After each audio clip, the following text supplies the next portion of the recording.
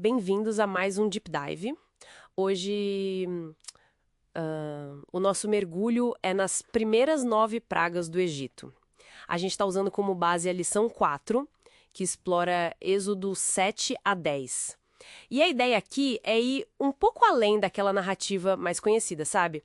O material que a gente analisou coloca isso não só como, bom, um milagre para libertar Israel, mas como um verdadeiro conflito espiritual. Um confronto direto, né, entre o Deus de Israel e o faraó, e mais fundo ainda, entre Deus e todos os deuses do Egito. O objetivo, segundo essa leitura, era duplo: libertar o povo, claro, mas também demonstrar a soberania divina de um jeito impossível de ignorar. Exatamente. E essa demonstração tinha, dois lados bem claros, como a fonte mostra. Primeiro, era um juízo direto sobre os ídolos egípcios. Pensa bem, cada praga mexia com um pilar da vida deles, da religião deles. O Nilo, por exemplo, que era sagrado, fonte de vida. Virou sangue, né? Terrível. Exato. A terra fértil, os animais que eles adoravam, até o céu, tudo foi alvo. A intenção de Deus era bem clara, como diz lá em Êxodo: executarei juízo sobre todos os deuses do Egito. E o segundo ponto era a revelação. As pragas são chamadas de sinais e maravilhas, né? Feitas para mostrar tanto para os egípcios quanto para os israelitas quem era o Deus verdadeiro. Uhum.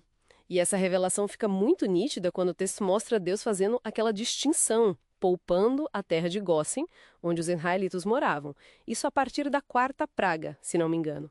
O que me leva a pensar na estrutura que a fonte aponta. Não foi uma coisa caótica, aleatória. Tinha um padrão. Eram 3 ciclos de 3 pragas, é isso, e a intensidade ia aumentando. E isso mesmo. Começou com coisas que eram, digamos, transtornos bem sérios, como a água que não estava para beber. Mas aí foi escalando para destruição de gado, doenças na pele, colheitas perdidas, ficou bem pesado. E é interessante notar que, na maioria das vezes, o faraó recebeu um aviso antes. Tinha uma chance ali. Uma chance de evitar o pior. E essa estrutura, essa progressão, se conecta com a reação dos magos egípcios, né? A fonte que a gente leu destaca isso, que eles conseguiram imitar as 2 primeiras pragas, a água em sangue e as rãs. Sim, no começo parecia que eles conseguiam igualar, usando as artes mágicas deles. Deu uma falsa sensação de equilíbrio, talvez.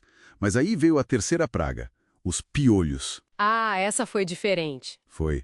E eles não conseguiram copiar. Foi o limite deles. E ali o texto diz que eles falaram para o faraó: olha, isso aqui é o dedo de Deus. Eles reconheceram um poder que estava além deles. Nossa, essa admissão dos próprios magos é muito forte. E já nos leva para aquela questão super debatida e, assim, bem intrigante dessa história toda: o tal endurecimento do coração de Faraó. Aquela pergunta que sempre aparece: foi Deus que fez ele ser teimoso desde o comecinho? Como que a fonte que a gente viu lida com isso? Olha, a análise que a gente tem aqui sugere uma progressão. Dos primeiros momentos, o texto bíblico fala várias vezes que foi o próprio faraó quem endureceu seu coração. Tem versículos claros sobre isso, Êxodo 8.15, 8.32. Ele mesmo escolheu resistir. Foi teimosia dele. Ah, então começa com a escolha dele. Exato. Só depois de várias recusas, lá pela 6ª praga, mais ou menos, é que a linguagem muda um pouco. Aí o texto começa a dizer que o Senhor endureceu o coração de Faraó, como está lá em Êxodo 9.12.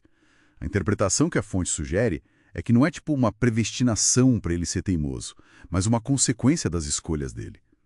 Ele resistiu tanto, se fechou tanto, que chegou num ponto onde Deus meio que confirmou essa condição que ele mesmo criou, sabe?